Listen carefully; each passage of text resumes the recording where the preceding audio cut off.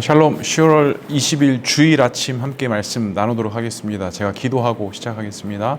하나님 감사합니다. 오늘도 거룩하고 복된 주일날을 우리에게 허락해 주시고 하나님의 은혜 가운데 나아가는 귀한 은혜 주시니 감사합니다.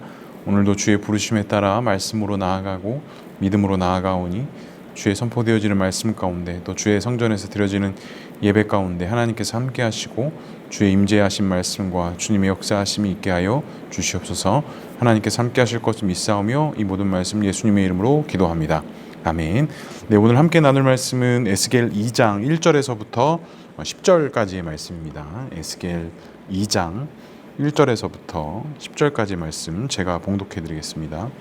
그가 내게 이르시되 인자야 내 발로 일어서라 내가 내게 말하리라 하시며 그가 내게 말씀하실 때에 그 영이 내게 임하사 나를 일으켜 내 발로 세우시기로 내가 그 말씀하시는 자의 소리를 들으니 내게 이르시되 인자야 내가 너를 이스라엘 자손 곧 패역한 백성 나를 배반하는 자에게 보내노라. 그들과 그 조상들이 내게 범죄하여 오늘까지 이르렀나니 이 자손은 얼굴이 뻔뻔하고 마음이 굳은 자니라. 내가 너를 그들에게 보내노니 너는 그들에게 이르기를 주 여호와의 말씀이 이러하시다 하라. 그들은 패역한 족속이라 그들이 듣든지 아니 듣든지 그들 가운데 선지자가 있음을 알지니라. 인자야 너는 비록 가시와 찔레와 함께 있으며 정갈 가운데 거주할지라도 그들을 두려워하지 말고 그들의 말을 두려워하지 말지어다. 그들은 패역한 족속이라도 그 말을 두려워하지 말며 그 얼굴을 무서워하지 말지어다. 그들은 심히 패역한 자라 그들이 듣든지 아니 듣든지 너는 내 말로 고할지어다. 너 인자야 내가 내게 이르는 말을 듣고 그 패역한 족속같이 패역하지 않은 말을 내 입에 벌리고 내가 내게 주는 것을 먹으라 하시기로 내가 보니 보라 한 손이 나를 향하여 펴지고 보라 그 안에 두루마리 책이 있더라. 그가 그것을 내 앞에 펴시니 그 안팎에 글이 있는데 그 위에는 애가와 애곡과 재앙의 말이 기록되었더라. 아멘. 오늘도 주의 말씀을 나눕니다. 에스겔 2장은 에스겔을 선지자로 부르신 구체적인 내용을 담고 있습니다. 그래서 하나님의 말씀이 이 에스겔에게 어떻게 임하였고 너가 어떻게 누구에게 나아가야 하는지에 대한 이야기들을 사실은 담고 있죠. 첫 번째로 에스겔을 향한 부르심은 어떤 부르심이었을까요? 3절에 이렇게 말씀합니다. 내가 이르되 인자야 내가 너를 이스라엘 자손 곧 패역한 백성 나를 배반한 자에게 보내노라. 그들과 그 조상들이 내게 범죄하여 오늘까지 이르렀나니 라고 말씀합니다. 하나님께서 에스겔을 부르시고 세우신 목적이 분명히 있으셨습니다. 제사장 가문이었지만 이를 포로 가운데 있었던 이스라엘 백성들 가운데 선지자로 세우셔서 하나님의 말씀을 대언하고 그들에게 전달하는 회복의 메시지를 전달하는 또한 심판의 메시지도 전달하는 그러한 자로 지금 에스겔을 세우셨다라는 것. 특별히 1절에 보면 내 발로 일어나라. 하나님의 부르심에 내 발로 일어설 것을 말씀하십니다.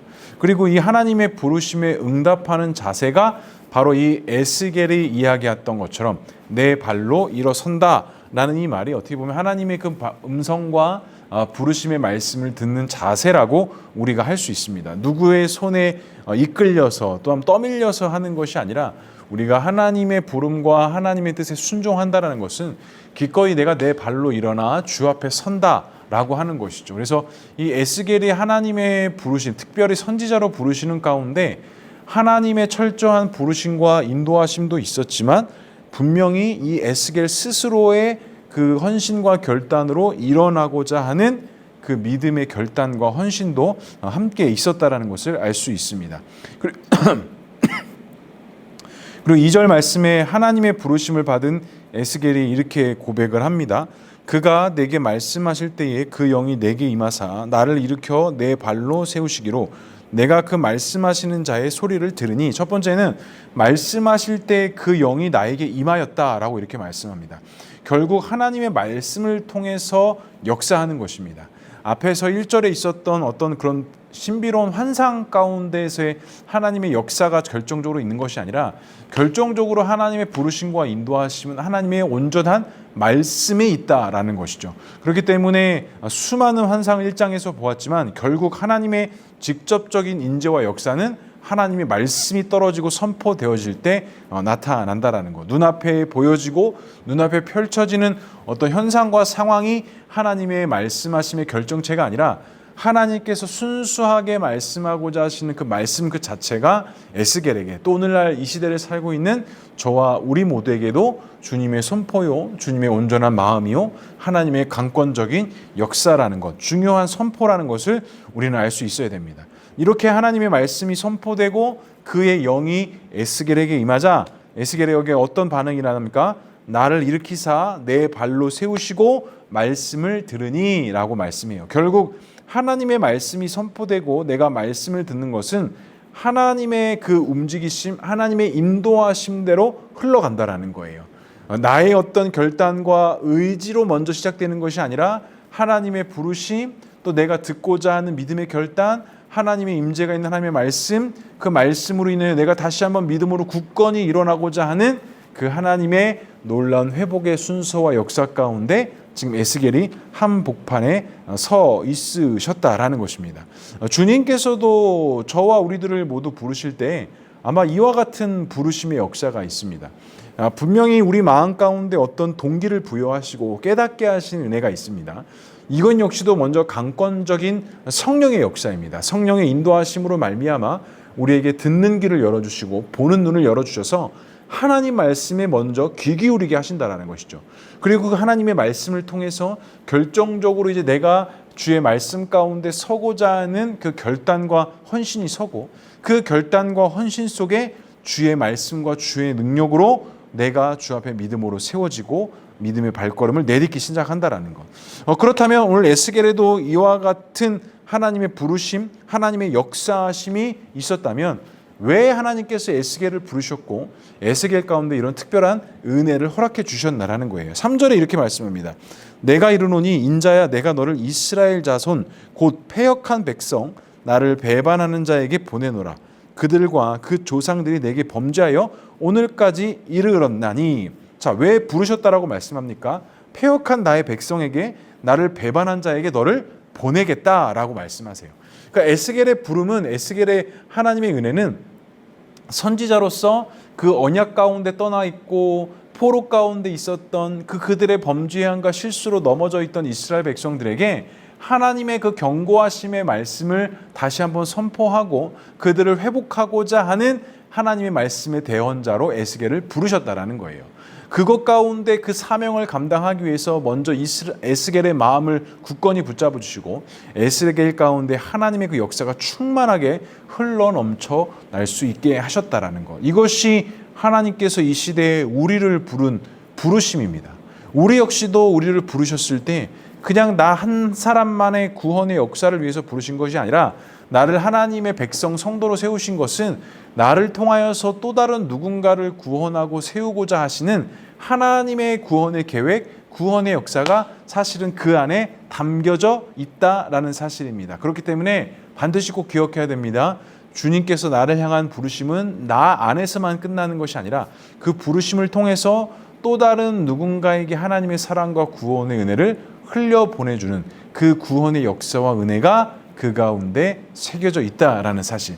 간절히 바랍니다. 우리의 구원의 부르심과 구원의 역사가 그 하나님의 도우심과 은혜 가운데 쓰임받는 그런 부름이 될 수 있기를, 하나님께서 사용하시는 그런 도구가 우리 모두가 될 수 있기를 주님의 이름으로 간절히 축복합니다. 그렇다면 이스라엘 백성들이 모습이 어떠했길래 하나님께서는 오늘 에스겔에게 이와 같이 부르셨고 그들에게 보내셨느냐? 4절에 이렇게 말씀합니다.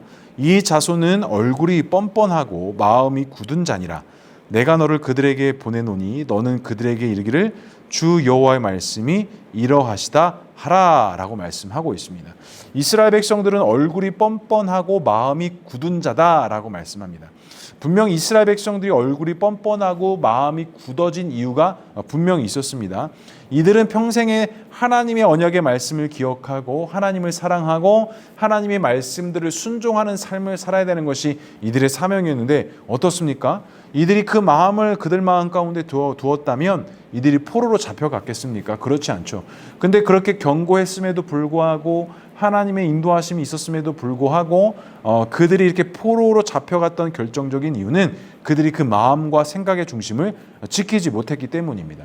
지금 포로 생활이 시작된 지 5년이 지났음에도 불구하고 충분히 그 포로기 생활 속에 그것들을 뉘우치고 돌이킬 수 있고 회복할 수 있는 그 지식과 그 마음이 그들에게 있었음에도 불구하고 그들은 그렇게 가지 않았다는 거죠. 아무런 변화가 그들 안에 있지 않았었다는 것입니다.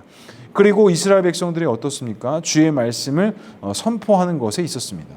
에스겔의 사명은 하나님의 말씀을 선포하는 것에 있었습니다. 그런데 그 선포가 이스라엘 백성들의 반응과 상태에 따라 달라지는 것이 아니라 온전히 선포해야 되는 것을 이야기합니다. 그래서 5절에 보면 6절에 보면 그들은 패역한 족속이라 그들이 듣든지 아니 듣든지 그들 가운데 선지자가 있음을 알게 할 것이다.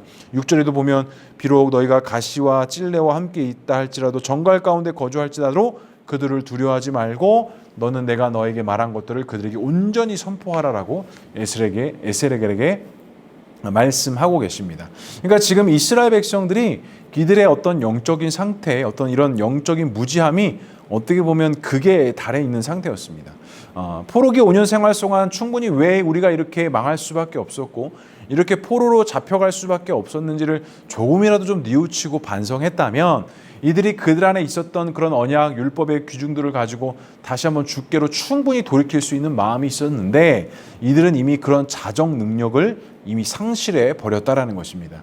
이것들을 상실해 버렸고 잊어버렸기 때문에 에스겔의 이런 선지자를 통해서 회복을 선포하시고 또 에스겔에게 말씀하신 건 그들이 듣든지 아니 듣든지 너희들 가운데 선지자가 있음을 알게 하실 것이고 너희들의 가시 찔레 다른 어떤 정갈 같은 것들이 있다 할지라도 두려워하지 말고 그들이 듣든지 아니 듣든지 주의 말씀을 선포하라라고 그렇게 말씀하고 계신 것이죠. 성도 여러분, 우리가 주의 말씀을 들어야 할 것은 무엇이 있습니까? 혹시 나는 나의 영적인 생활의 자정 능력을 혹시 잊어버리진 아니하셨습니까? 지금 포로로 이끌려갔던 이런 유다들에게만 해당이 되는 것이 아니라 우리 모두에게도 이런 영적인 능력을 회복하는 자정 능력이 회복되어져 있다면 우리가 해야 할 것은 우리가 원망하고 불평하는 것이 아니라 하나님의 그 구원의 은혜를 기억하고 이런 영적인 회복과 은혜를 위해 우리는 믿음으로 전진해 가야 한다라는 것입니다. 마지막 세 번째로 에스겔이 주의 말씀을 선포하면서 조심해야 할 것은 무엇이었을까요? 7절은 이렇게 말씀합니다. 그들은 심히 패역한 자라 그들이 듣든지 아니 듣든지 너는 내 말로 고할지어다.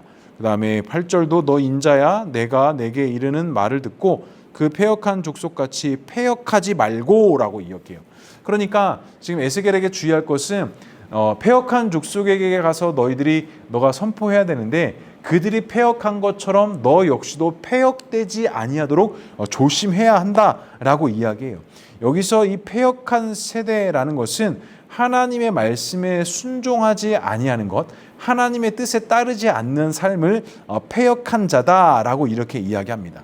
그러니까 에스겔도 조심하고 유념해야 될 것은 그가 하나님의 사명과 사역들을 감당함에 있어서 그 안 좋은 패역한 자들에게서부터 오는 그런 안 좋은 영향들을 받아서는 안 된다라는 것입니다. 우리가 이 땅에서 믿음으로 살아가는 데 있어서도 결정적으로 주의해야 될 것은 우리가 세상에 물들고 세상에 영향받는 자가 아니라 하나님 말씀에 온전히 영향받고 그 흐름 속에 있어야 된다라는 것. 그래서 그 가운데 두루마리가 있을 것이고 그것을 펴서 일깨어 먹게 하시는데 그것 가운데는 애가와 애곡이 또 그들의 재앙의 말로 기록되어져 있을 것이다 라고 하면서 하나님의 심판과 하나님의 말씀을 온전히 가르치고 선포해야 될 것을 말씀하고 있는 것입니다.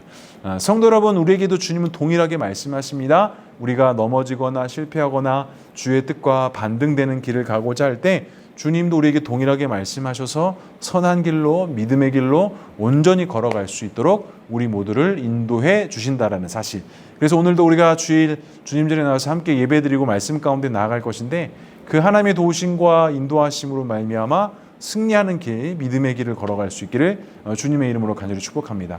그다음 그 말씀을 듣고 우리가 그 말씀 가운데 온전히 세워질 때 그 말씀의 능력으로 말미암아 우리가 힘있게 이 세상 가운데 믿음으로 나아갈 수 있다는 것 간절히 바랍니다. 오늘도 드려지는 이 예배를 통해서 하나님의 임재를 경험하고 하나님의 회복을 경험하고 하나님의 그 놀라우신 역사를 경험하며 오늘 하루도 감사할 수 있는 저와 우리 모두가 될 수 있기를 주님의 이름으로 간절히 축복합니다. 기도하겠습니다. 사랑과 은혜가 충만하신 하나님 아버지, 오늘도 우리가 주의 말씀 가운데 섭니다. 특별히 거룩하고 복된 주일 주님 전에 나와서 함께 예배드리며 믿음으로 나아갈 때 하나님의 임재하심과 주님의 도우심의 은혜가 있게 하시고 이 모든 것들을 통해 하나님의 역사를 바라보게 하시고 믿음의 길을 온전히 걸어갈 수 있는 우리 모두가 될 수 있도록 주님 역사하여 주시옵소서. 하나님께서 함께 하실 것을 믿사오며 이 모든 말씀 예수 그리스도의 이름으로 기도합니다. 아멘. 네, 이따 교회에서 뵙겠습니다. 감사합니다.